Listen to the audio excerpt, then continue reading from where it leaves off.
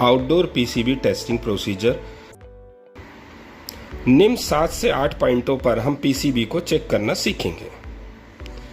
Technician इन सभी बातों को फॉलो करने पर पक्का कर सकेंगे कि पीसीबी खराब है, तभी पीसीबी को बदलेंगे। टेस्ट करते समय सेफ्टी के नियमों का पालन। यदि टेक्नीशियन ने ब्रेसलेट, कड़ा, चेन, अंगूठी कुछ पहना हुआ है तो पीसीबी को चेक करने से पहले उसको उतार के अलग रख देना चाहिए, जिससे करंट लगने का डर ना हो। तो आइए पीसीबी को चेक करते हैं। सबसे पहले पॉइंट नंबर 1, आउटडोर तक पावर सप्लाई आनी चाहिए, जो स्टैंडर्ड वोल्टेज 220 से 240 वोल्ट एसी होती है। नंबर 2, आउटडोर पीसीबी के लाइन और न्यूट्रल पॉइंट पे स्टैंडर्ड वोल्टेज मिलना चाहिए। नंबर 3, पीसीबी में लगे हुए फ्यूज का सही होना जरूरी है, जिसको हम कंटिन्यूटी के द्वारा चेक कर सकते हैं। चौथे नंबर पर पीसीबी में लगे ब्रिज रेक्टिफायर को चेक करेंगे। ब्रिज रेक्टिफायर में एक हिस्सा इनपुट जो कि एसी वोल्टेज का होता है और दूसरा हिस्सा आउटपुट होता है जो डीसी वोल्टेज का होता है। इनपुट सप्लाई पर 220 वोल्ट एसी चेक करेंगे और आउटपुट पर 310 वोल्ट्स डीसी चेक करेंगे। यदि ये डीसी वोल्ट यहां नहीं आ रहा है तो इसका मतलब पीसीबी डिफेक्टिव है और उसको हमें रिप्लेस करना होगा। नंबर 5 पॉइंट है में डीसी कैपेसिटर पर वोल्टेज चेक करेंगे। कैपेसिटर के 2 पॉइंट होते हैं, पॉजिटिव और नेगेटिव। तो जब हम इसको चेक करें तो ये ध्यान में रखें कि मल्टीमीटर में भी 2 कलर की वायर आती हैं, रेड और ब्लैक। रेड वायर पॉजिटिव के लिए और ब्लैक वायर नेगेटिव टर्मिनल के लिए होती है। अब इसी कैपेसिटर पर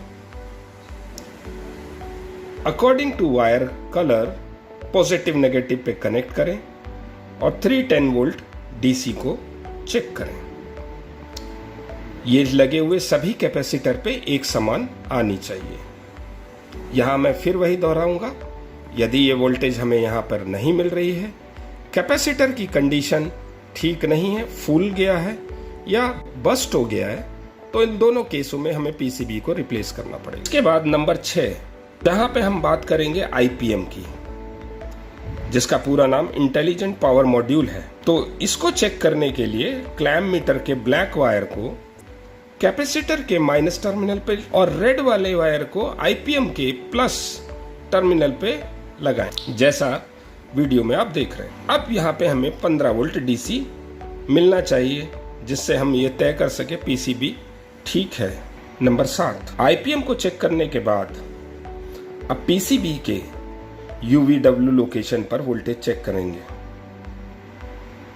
सेम वही, इसमें ब्लैक वायर को डीसी कैपेसिटर के माइनस टर्मिनल पर और रेड वायर को यूवीडब्ल्यू पर बारी बारी से बदल के वोल्टेज चेक करेंगे। यहां पे हमें सारे टर्मिनल पे एक समान वोल्टेज मिलना चाहिए।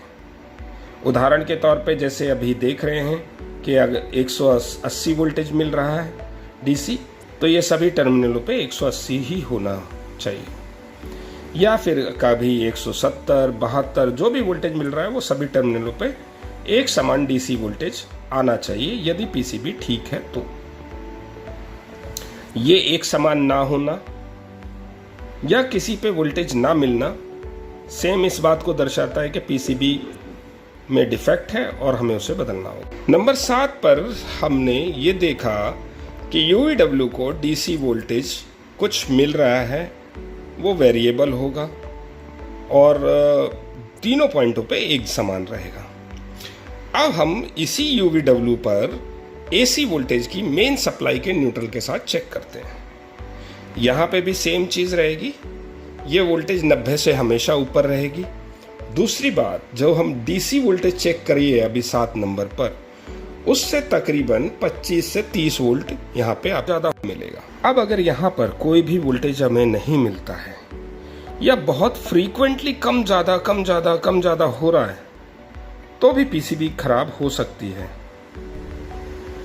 तो इस केस में हमें पीसीबी को बदलना होगा।